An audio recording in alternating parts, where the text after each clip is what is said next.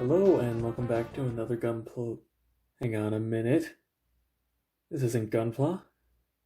This is a figure sold in the West in 2004. This is a figure I bought in 2004. Well, my parents bought. I'm not that old, but yes, today we'll be taking a look at the oldest Gundam anything in my collection. This SD Zako Warrior from 2004. Hey, I just wanted to edit in a bit of audio at the beginning. I keep calling it the Warrior throughout the review. It's the Soldier. It's the Zako Soldier. Don't know why I got that mixed up, but you know. And yes, you read and heard that right. Zako with an O. It's like that in Japanese too.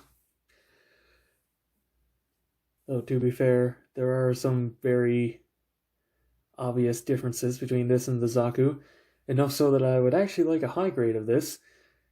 Not sure how they would design the legs, since this doesn't have any leg armor, but I think it would be interesting. Now, before we get into the articulation, I'd just like to take a moment to show you the box art of the SD line, because wow, it looks bad. I mean, the only word I can use to describe it is dollar store. It has that cheap kind of bootleg look to it, but no, this is the official packaging, and not really fair. I mean, the Japanese packaging isn't that much better, but I mean, just translating that to English would have looked a lot nicer, Bandai. But anyway, let's get into the articulation, and I don't even need to cut away for this because it's so low and there's so little articulation. I can get this done in a minute. There is a rotation at the head, and it bumps in to both the shoulders.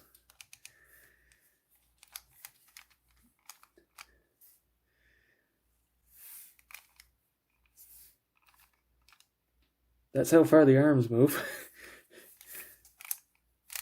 Exactly the same on both sides though, that's nice. You get 90 degrees at the elbow and a rotation here, and the arms can move out very slightly.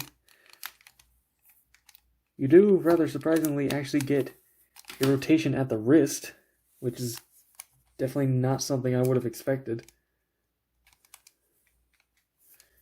And you get universal hip joints, a swivel, a hinge, and then the ankle is actually on a ball joint.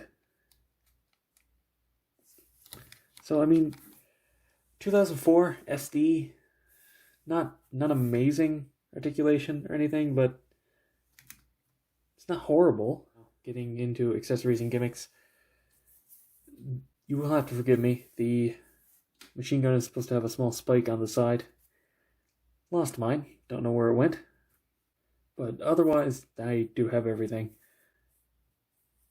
It came with a kind of Zaku machine gun, which actually, if you look on mine, the hand is actually slightly warped from holding it for so long. But it fits into the hand. It's a bit of a tight fit, actually. And it can go up against the shoulder. Also, I did forget, this is on a swivel. And the heat hawk is actually a quite nice design. And the gold paint works fairly well to represent an activated heat hawk. It's a little bit more yellow than it probably should be, but yeah, it looks nice enough. And this also just slides into the hand. And these are a rubbery plastic, so it is kind of a pain. And I will not be removing them again.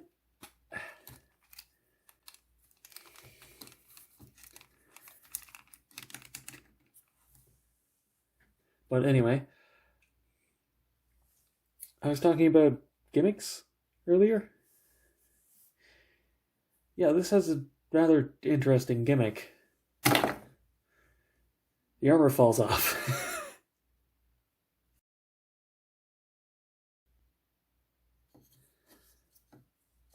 Ooh, it's a bit dusty. I have no idea why they did that, but certainly an interesting gimmick. If you put the armor over to the side, they actually bothered to paint the reactor, I suppose? Sorry, I never watched SD, so I have no idea what the lore is, but it also reveals that the inner frame pieces are actually a different shade of gray, a more brown shade. And, wow, the proportions look real goofy like this, but you can see that there's actually way more articulation in the actual frame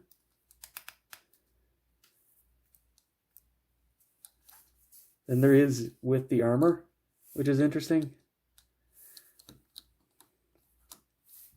Also, it is quite entertaining to have an SD with an inner frame, even if it looks as goofy as this one. But you can just snap these back on.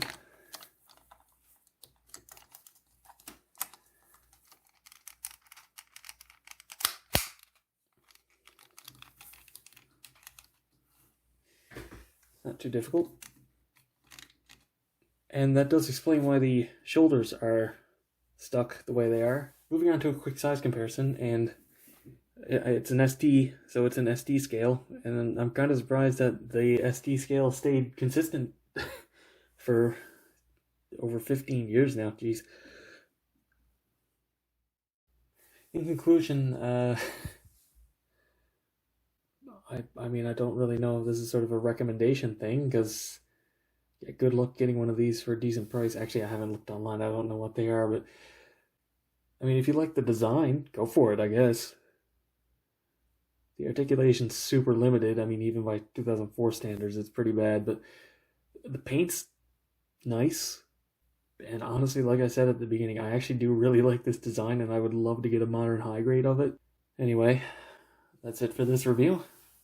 Be sure to let me know what you think down in the comments. Give this video a thumbs up if you liked it. Subscribe for future reviews, and watch my backlog. Share this video with anybody you think would be interested. And until next time, as always, happy building.